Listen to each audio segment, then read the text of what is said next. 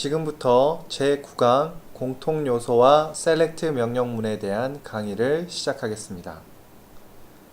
본 강의의 학습 목표는 다음과 같습니다. 먼저 셀렉트문에 사용되는 리터럴의 자료형을 이해합니다. 다음으로 셀렉트 명령문의 구조와 실행 과정을 이해하며 마지막으로 글로벌 환경 변수와 세션 환경 변수의 차이를 설명할 수 있는 것입니다.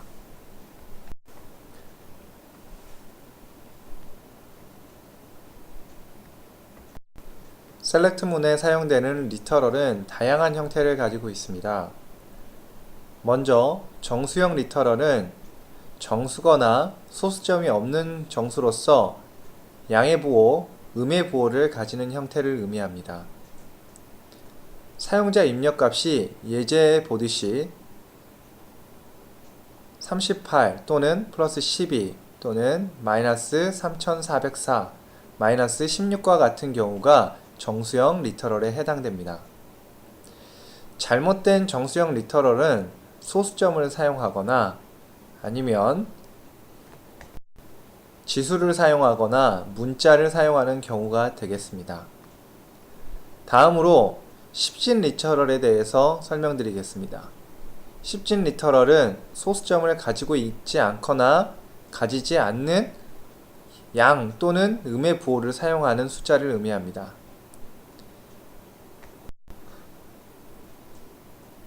10진 리터럴의 경우에는 사이즈와 스케일이라는 변수를 가지고 있는데요. 사이즈는 수의 정밀도를 결정하며 스케일은 소수점 뒤에 있는 수의 크기를 지정합니다. 예를 들어서 수치라는 열을 10진 리터럴로 사이즈는 5, 스케일은 2라고 했을 경우에 총 5자리의 숫자가 입력이 가능한데요. 예를 들어 123.45, 12.3 등의 값을 입력하시는 것이 가능합니다. 다음으로 부동소수점 리터럴을 설명드리겠습니다. 부동소수점 리터럴은 지수를 가지고 있는 10진 리터럴을 의미합니다. 예를 들어 49와 같은 기존의 정수 리터럴 뿐만 아니라 18.47 또는 마이너스 34 익스포넨셜 2 등과 같은 지수 형태의 값도 모두 저장이 가능합니다. 날짜형 리터럴은 연도, 달, 일로 구성하여 날짜를 표현하는 것으로 날짜를 구성하는 3개의 요소를 슬래시로 구분합니다. 예를 들어 한글 버전의 경우에는 2007년 1월 1일을 다음과 같이 07/01/01로 표현합니다. 영문 버전의 경우에는 일이 먼저 나오고 월이 나온 후에 연도가 나오게 됩니다. 영수치 리터럴의 경우에는 인용부호로 감싸져 있는 0 또는 그 이상의 영수치 문자로 구성된 문자열을 의미합니다. 인용부호는 리터럴에 포함되지 않고 문자열의 시작과 끝을 나타냅니다. 인용부호 안에 들어갈 수 있는 문자로는 모든 영문자의 소문자, 모든 영문자의 대문자, 모든 숫자, 특수기호 등을 사용하실 수가 있습니다. 영수치 리터럴 예에서 보는 것처럼 기존의 문자열은 인용부호로 감싸주면 됩니다. 공백의 경우에는 인용부호를 연속해서 작성해주면 되고 혹시 인용부호를 표현하고 싶을 경우에는 인용부호를 2번 연속으로 작성해 주어야 하나의 인용부호를 표시하게 됩니다. 이러한 다양한 형태의 리터럴은 데이터를 삽입하거나 갱신 또는 검색할 때 사용되기 때문에 잘 알아두셔야 됩니다. 다음으로 수식에 대해서 살펴보겠습니다. 수식은 하나 이상의 연산자와 필요할 경우 괄호를 사용하여 하나의 값을 표현하는 것을 의미합니다. 값은 앞에서 살펴보았던 영수치, 수치 또는 날짜 자료형을 가질 수가 있습니다. select 문에서 사용 가능하며 where절에서 수식을 사용하는 것이 가능합니다.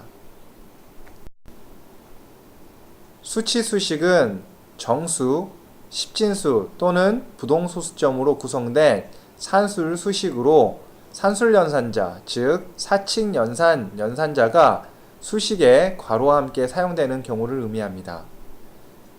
수치 수식에서 열의 값이 널의 값을 가진다면 전체 수식의 값은 널로 표기되게 됩니다. 수치 수식에서 사용된 열 명세와 함수, 시스템 변수는 수치 자료형을 갖습니다.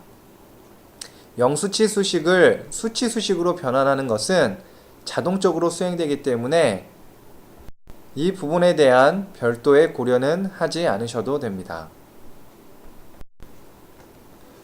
수식의 계산에서는 기존의 사칙 연산과 마찬가지로 우선순위가 존재하게 됩니다. 우선순위는 다음 4개의 규칙을 갖게 되는데요. 먼저 왼쪽에서 오른쪽 순으로 실행이 되고 괄호의 경우 순서에 상관없이 먼저 수행됩니다. 곱셈과 나눗셈은 덧셈과 뺄셈에 비해 먼저 수행됩니다. 앞서 설명드렸듯이 수식에서 널값이 나타나면 전체 수식의 값이 널로 변환됩니다.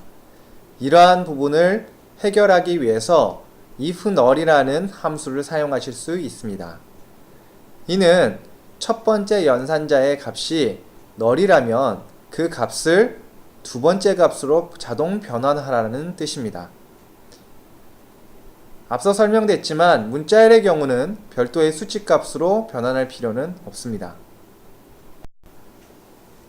앞에서 배운 내용들을 바탕으로 간단한 수식과 if, null, case 등의 조건식을 사용해보는 실습을 진행해 보도록 하겠습니다. if문 같은 경우에는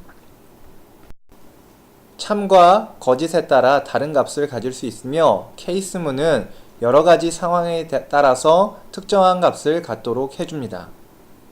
먼저 간단한 수식에 대한 예제를 실습해 보도록 하겠습니다.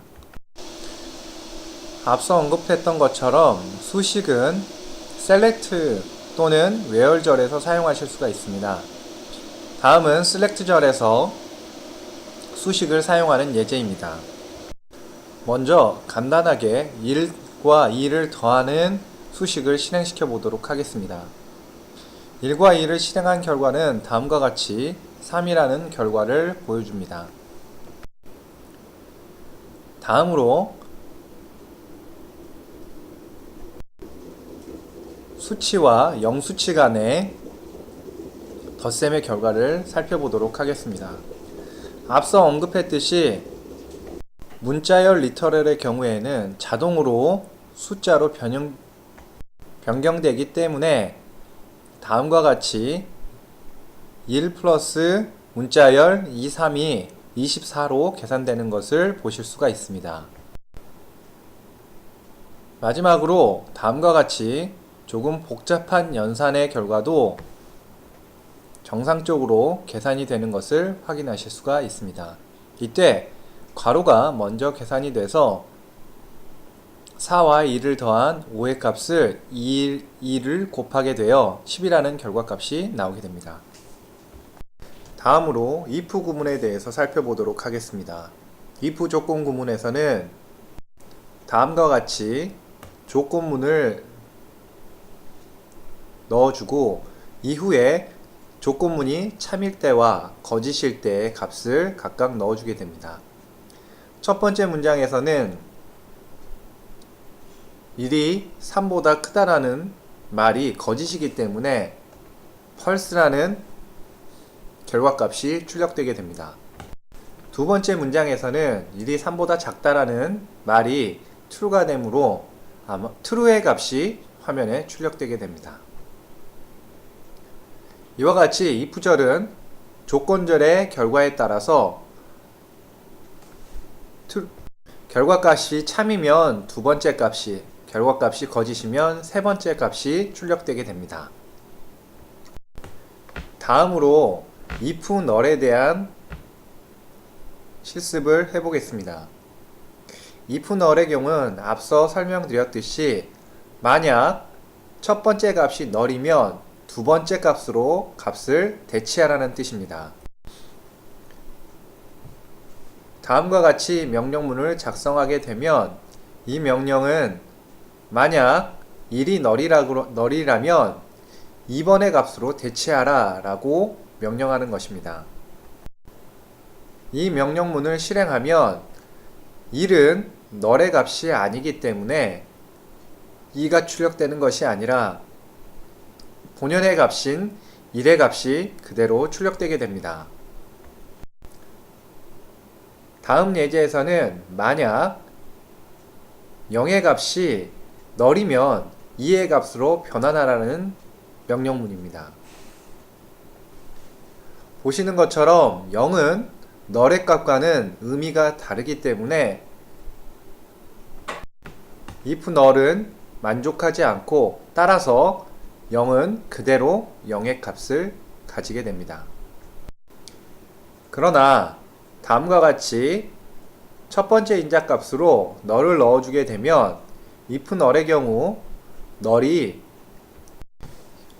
시행되기 때문에 다음과 같이 nul의 값이 2의 값으로 변환되는 것을 확인하실 수가 있습니다. 다음은 select case문에 대한 설명을 드리도록 하겠습니다. select case문은 케이스 이후의 값에 따라서 when과 동일한 값이 적용되게 됩니다. 예를 들어 첫 번째 예제에서 살펴보면 select case가 1이기 때문에 when 조건 이후에 1에 해당하는 then절이 수행되게 됩니다. 따라서 케이스 1일 경우에는 1이라는 문자형 리터럴로 영수치 리터럴로 변경된다는 것을 알 수 있습니다. 이때 케이스문 이후에 as라는 키워드를 보실 수 있는데요. as라는 키워드를 사용하면 컬럼의 이름을 원하는 대로 수정해 주실 수가 있습니다.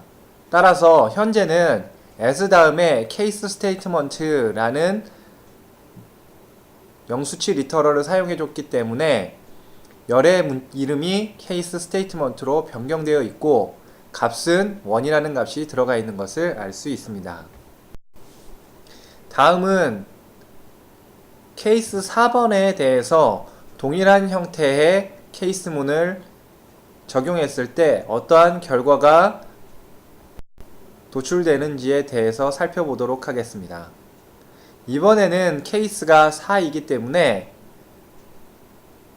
when 조건절에 1번도 2번도 만족하지 않습니다. 이럴 경우에는 else절에 해당이 되게 되는데요. else절의 값은 nothing이 됩니다. 따라서 케이스 4는 1도 2도 아니기 때문에 nothing으로 변환되는 것을 확인하실 수 있을 겁니다. 다음과 같이 실행 결과는 케이스 스테이트먼트가 nothing의 값을 갖는다 라는 결과로 확인하실 수 있습니다. 이것으로 수식과 조건식에 대한 실습을 마치고 select문의 실행에 대해서 좀 더 자세히 공부해 보겠습니다. select문은 다음과 같은 구조로 구성되어 있습니다. 먼저 select라고 하는 절이 나온 후에 from절, where절, group절, having절, orderby절 해서 총 6개의 절로 구성될 수 있습니다. 이때 select와 from절은 반드시 필요한 필수 요소이며 나머지 4개의 절은 선택적으로 적용 가능합니다.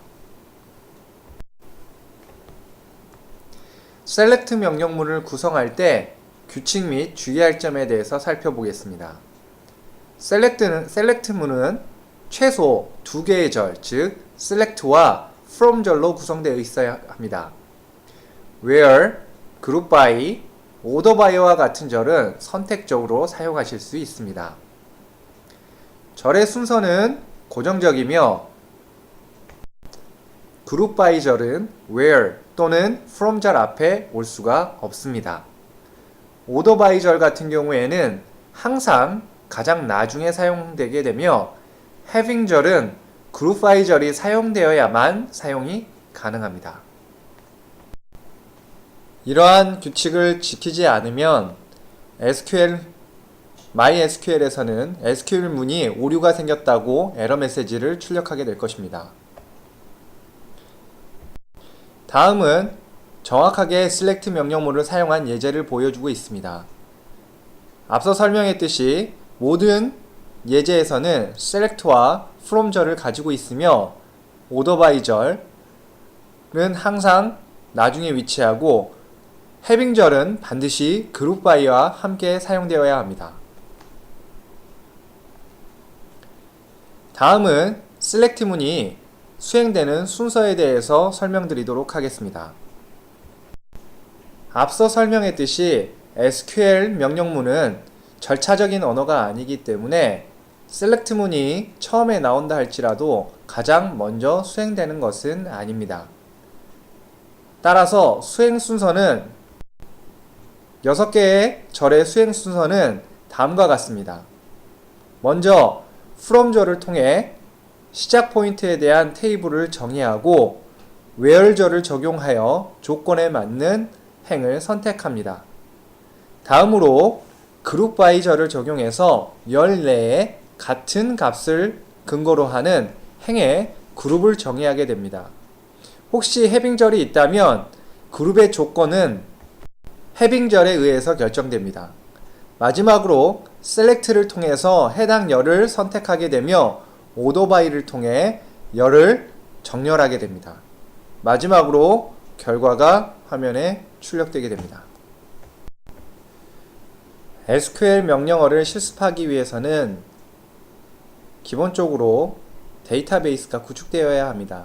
따라서 select 명령을 실행하기 위한 데이터베이스를 구축해 보는 것을 먼저 실습해 보도록 하겠습니다. 이 과정은 임포트를 통해 진행할 수 있습니다. 첨부된 실습 자료를 다음과 같이 C 드라이브에 저장을 한 후에 실습을 진행하겠습니다. 실습 진행을 위해서 table.sql 파일과 data.sql 파일을 C 드라이브로 복사를 합니다. 복사 이후에는 실행 버튼을 클릭하여 커맨드 라인 창을 띄워주시면 됩니다. 첫 번째 명령어는 데이터베이스를 루트 계정으로 가져오기 위한 명령어입니다. 이때 데이터베이스 생성을 먼저 해야 되기 때문에 create database라는 명령어를 통해서 new 학사라는 데이터베이스를 생성하게 됩니다. 다음과 같이 패스워드를 입력하면 데이터베이스에 new 학사라는 데이터베이스가 생성되는 것을 확인하실 수 있을 겁니다. 워크벤치를 통해서 접속을 하게 되면 스키마 탭에서 new 학사가 추가된 것을 확인하실 수 있습니다. 현재 new 학사에는 테이블이 존재하지 않습니다. 테이블 생성을 위해서 커맨드 라인 창에 다음과 같은 명령어를 입력합니다. 여기서 테이블 SQL은 테이블을 생성하기 위한 모든 SQL 파일들이 저장되어 있습니다. 패스워드를 입력하면 정상적으로 수행되는 것을 확인할 수 있고 결과는 마찬가지로 워크벤치를 통해서 확인해 보도록 하겠습니다. 새로운 결과를 확인하고 싶을 때에는 리프레시 아이콘이나 아니면 메뉴에서 리프레시 all을 클릭해 주시면 되겠습니다. 리프레시가 끝나면 다음과 같이 테이블이 생성되어 있는 것을 알 수가 있습니다. 하지만 현재 테이블에는 데이터가 존재하지 않습니다. 이번에는 테이블에 데이터를 한번 삽입해 보도록 하겠습니다. 데이터 SQL은 insert into 명령을 통해 필요한 데이터를 테이블에 삽입하는 명령어들의 집합으로 이루어져 있습니다. 마찬가지로 패스워드 입력 후에 명령어 실행이 완료되면 테이블에 내용이 차 있는 것을 확인하실 수 있을 겁니다. 테이블의 내용은 워크벤치를 통해서 확인해 보겠습니다. 먼저 attend라는 테이블에는 다음과 같이 학번 및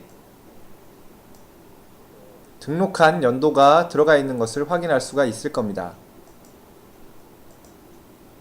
학과에는 학과 코드와 학과 이름들의 이름 또 영문명들이 나와 있는 것을 확인하실 수가 있고요. 학생 테이블에서는 학생에 관련된 정보들을 확인하실 수가 있습니다. 이처럼 임포트를 통해서 백업된 데이터베이스를 쉽게 복원하실 수 있습니다. 다음으로 새로 생성된 데이터베이스를 통해 간단한 select 명령문을 테스트해 보도록 하겠습니다. 이를 위해서는 먼저 데이터베이스에 현재 사용하는 데이터베이스를 변경시켜 주셔야 합니다. 데이터베이스 변경 이후에 다음과 같이 명령어를 작성해 보도록 하겠습니다. 학과 테이블에 있는 모든 내용을 출력하는 것인데요. 워크벤치에서 확인했던 결과와 같이 학과 테이블에 있는 모든 내용들이 화면에 출력되게 됩니다. 다음으로 환경 변수에 대한 설정에 대해서 알아보도록 하겠습니다. 환경 설정을 선언하는 방법에는 set이라는 명령어를 사용하거나 아니면 at라는 명령어를 사용하는 방법 두 가지가 있습니다. 환경 변수는 크게 시스템 변수로서 글로벌 변수와 세션 변수로 구성됩니다. 글로벌 변수의 경우에는 모든 터미널 창에 다 영향을 주는 경우이고 세션 변수의 경우에는 해당하는 터미널에만 값의 변경이 반영되게 됩니다. 다음은 실습을 통해서 글로벌 환경 변수와 세션 환경 변수의 차이를 알아보도록 하겠습니다. 글로벌 변수와 세션 환경 변수의 차이를 알아보기 위해서 다음과 같이 두 개의 커맨드 라인 클라이언트를 실행시켰습니다. 먼저 글로벌 변수의 경우에는 다음과 같이 set 명령어 이후에 글로벌이라는 키워드를 사용하여 선언을 해보도록 하겠습니다. 이후에 select 명령어를 사용하여 각각 글로벌 변수로 선언되어 있는 변수의 값이 어떻게 설정되어 있는지를 확인해 보도록 하겠습니다. 보시는 것처럼 글로벌 변수의 경우에는 두 터미널 사이에 동일한 값이 출력되는 것을 알 수가 있습니다. 다음은 set session이라는 명령어를 통해서 다음과 같이 세션 변수를 선언해 보도록 하겠습니다. 이처럼 select 문을 사용하여 세션 변수를 출력해 본 결과 두 터미널의 값이 서로 다르다는 것을 알 수 있습니다. 즉, 글로벌 환경 변수에는 모든 터미널에 영향을 주지만 세션 환경 변수는 오직 그 명령어를 실행한 터미널에만 영향을 주는 것을 알 수 있습니다. 이것으로 제9강 공통 요소와 select 명령문에 대한 강의를 마치겠습니다. 감사합니다.